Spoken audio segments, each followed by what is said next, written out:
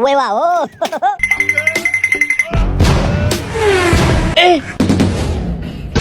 You be mumu. You think say they wise?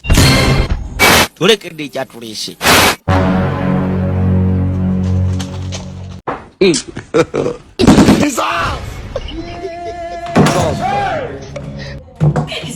Yes, please.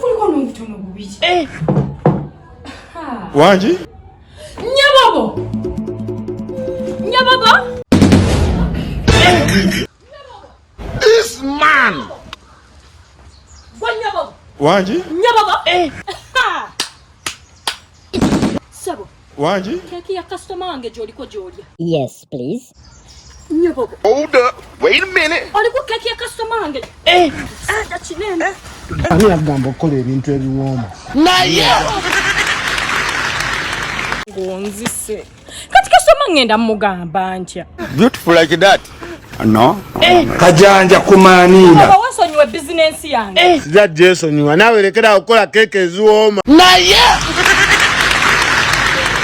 Kastandiddeko. Never leave.